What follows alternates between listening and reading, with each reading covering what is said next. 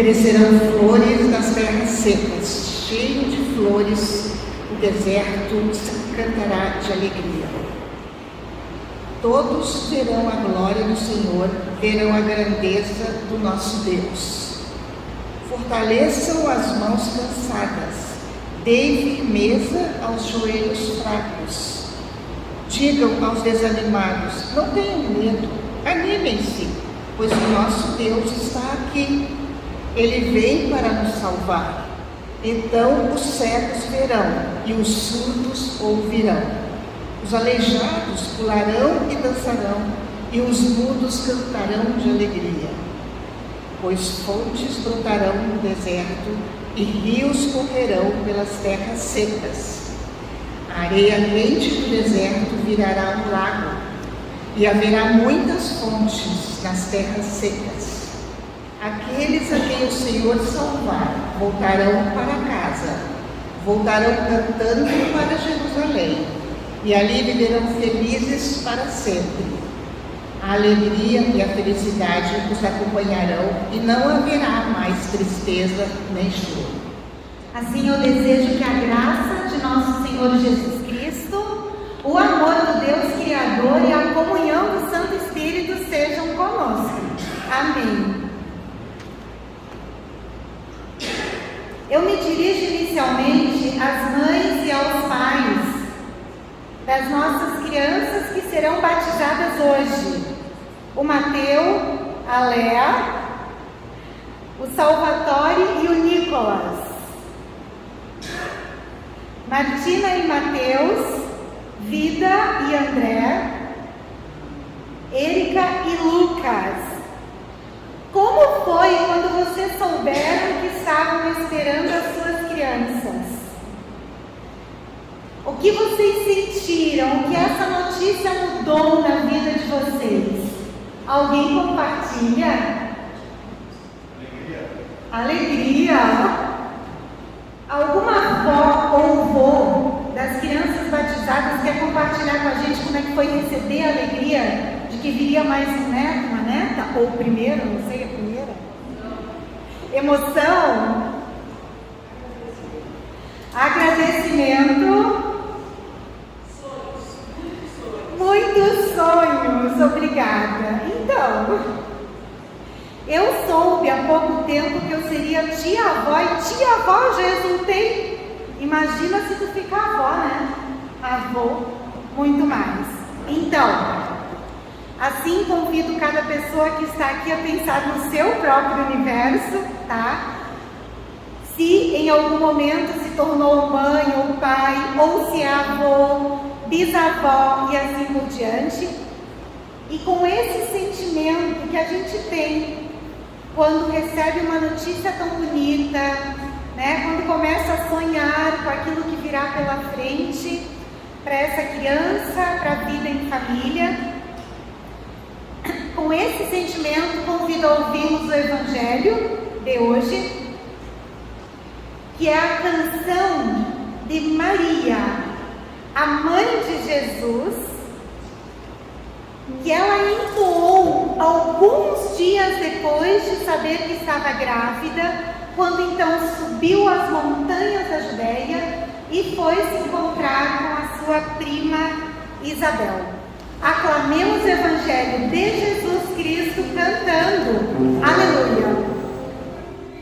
Aleluia.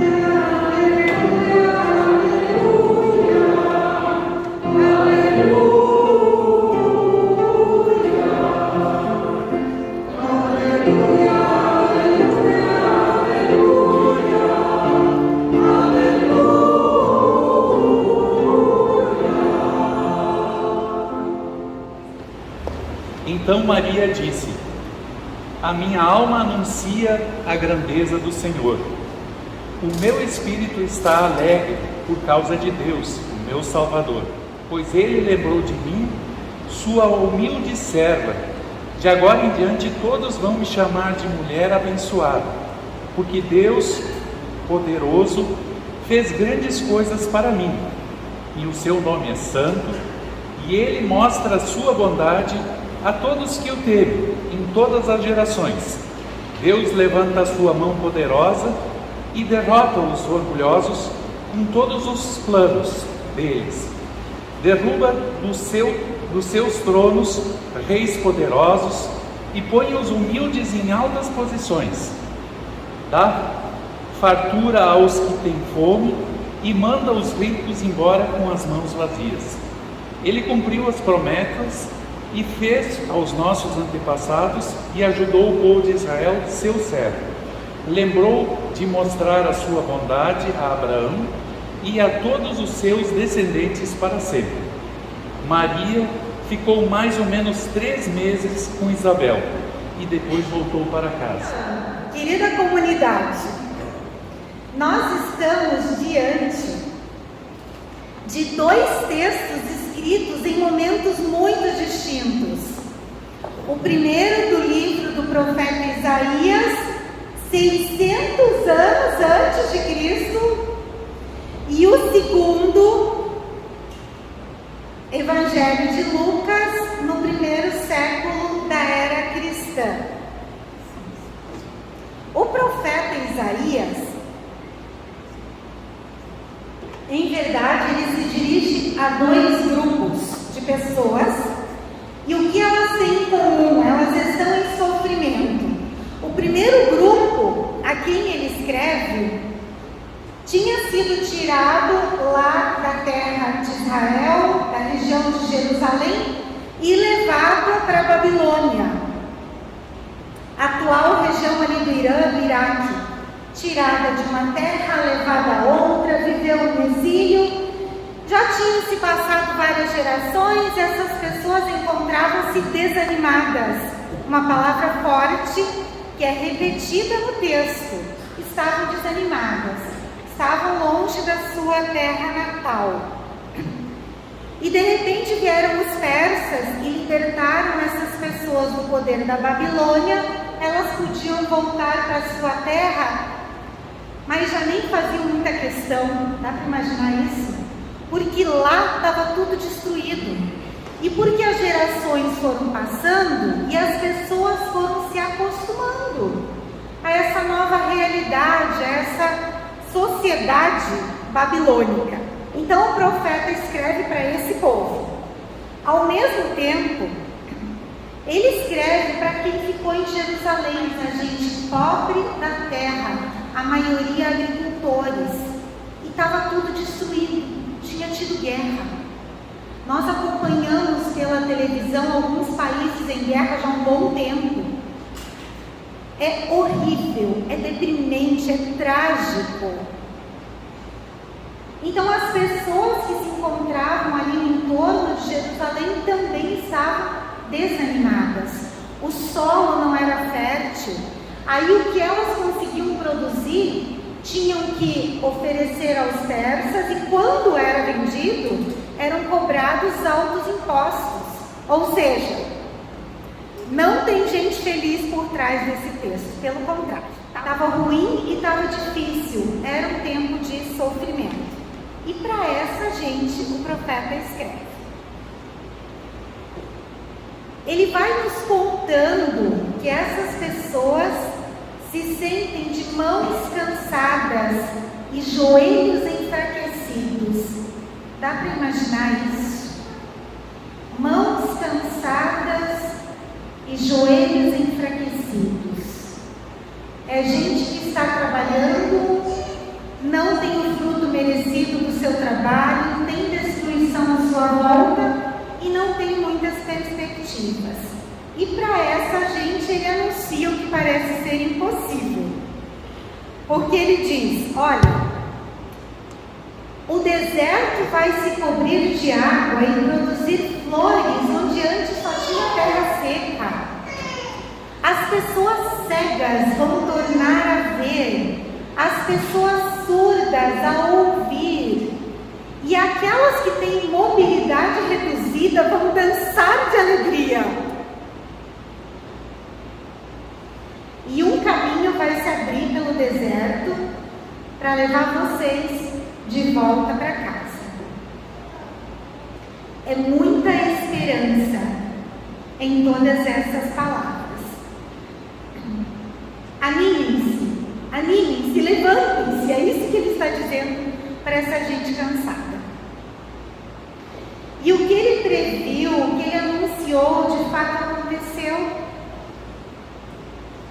Mas para que esse povo retornasse para Jerusalém e para que aquelas pessoas que lá estivessem pudessem reconstruir em conjunto o seu ambiente, aquilo que havia na sua terra, foi preciso sair do conforto. E isso é importante que a gente guarde.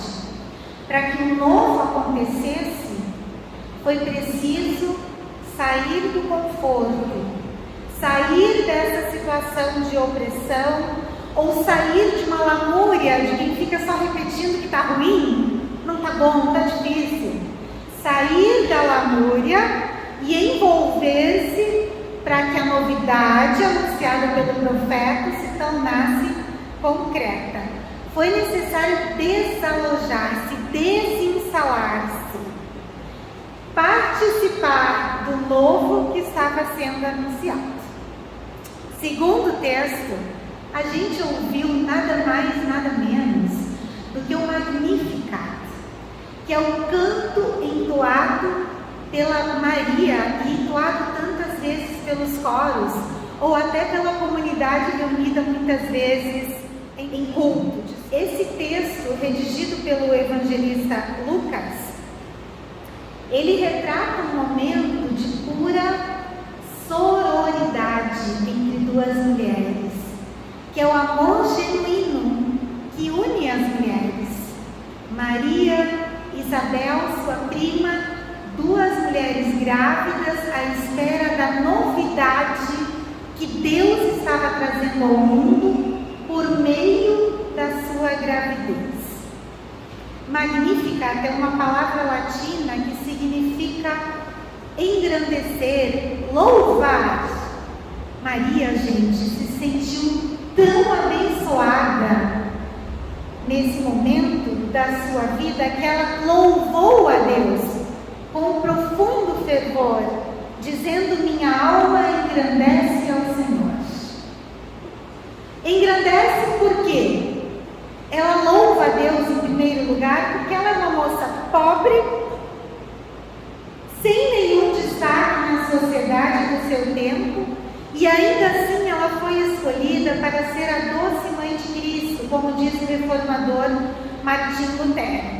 Então a Maria experimentou o que nós, pessoas luteranas, chamamos de justificação por graça e fé. Não foi por mérito que ela foi escolhida para ser a mãe da criança que Deus enviou ao mundo. Foi por graça. E ela reconhece essa graciosidade de Deus, assim como nós, quando recebemos a notícia de uma gravidez, reconhecemos a bênção divina que vem junto com o nascimento desse filho, filha, neto, neta e assim por diante. Deus torna as pessoas humildes pessoas importantes e derruba dos seus tronos as poderosas. Palavras de Maria.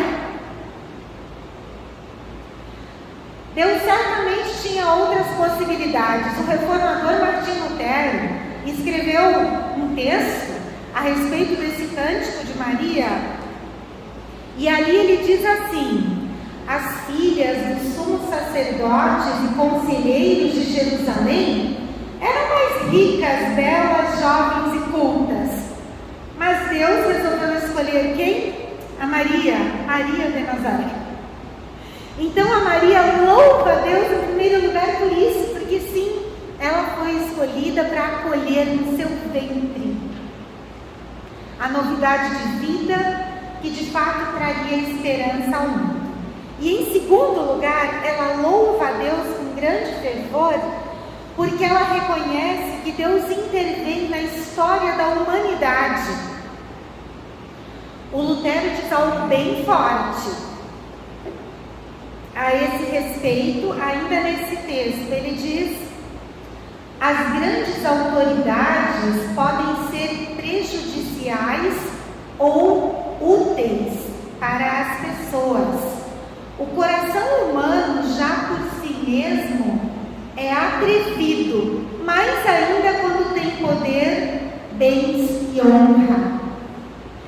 Se uma autoridade governa distante de Deus, revelando-se arrogante em sua função, então boa coisa não há de fazer.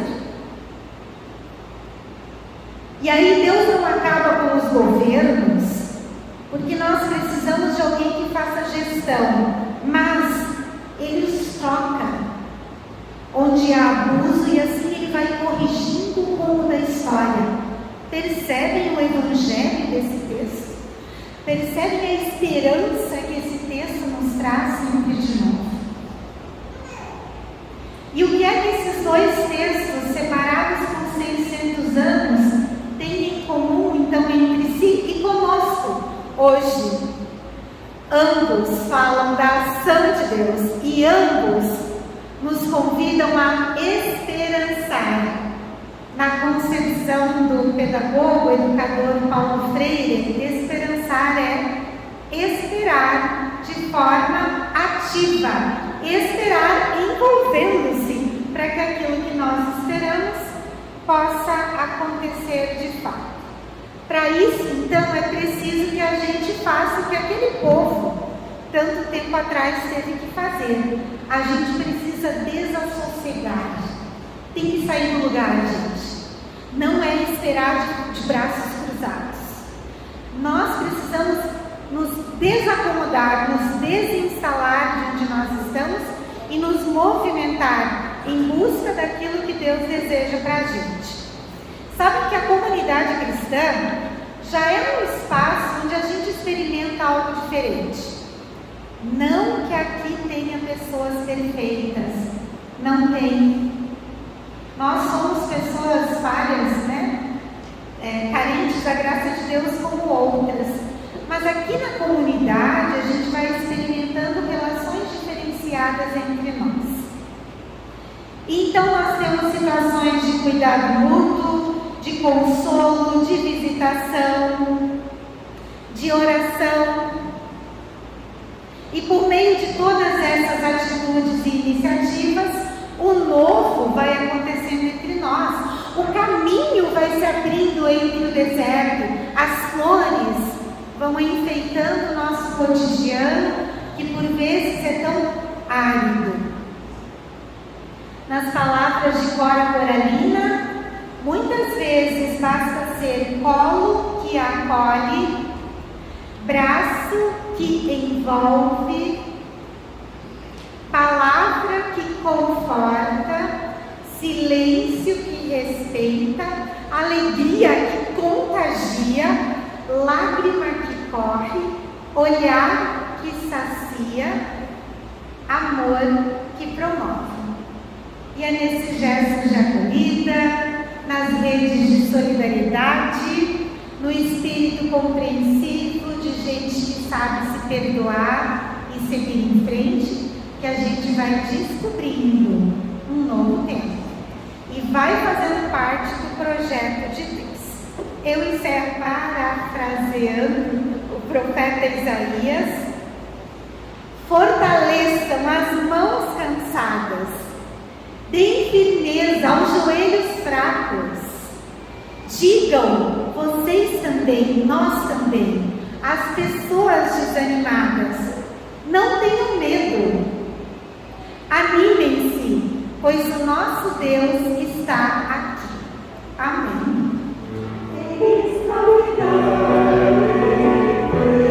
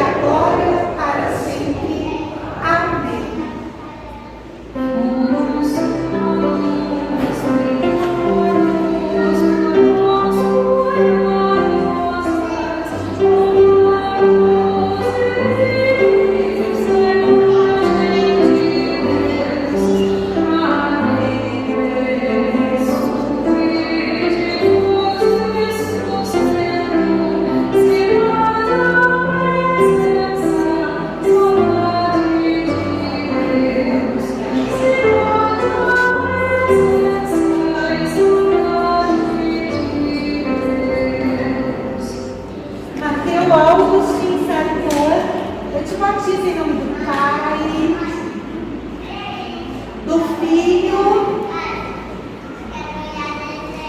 e do Espírito Santo. Que a paz de Deus venha sobre ti e permaneça contigo, hoje e para todos sempre. Amém. Léa Baeta Neves, eu te batizo em nome do Pai, do Filho e do Espírito Santo. Que a paz de Deus venha sobre ti e permaneça contigo hoje e para todos sempre. Amém. Água da vida. Nicolas Otávio, Claudino dos Santos, eu te batizo em nome do Pai, do Filho e do Espírito Santo. Que a paz de Deus venha sobre ti e permaneça contigo hoje e para todos sempre. Amém. Salvatore Otávio Claudino dos Santos, eu te batizo em nome do Pai, do Filho e do Espírito Santo. Que a paz de Deus venha sobre ti e permaneça contigo hoje para todos sempre.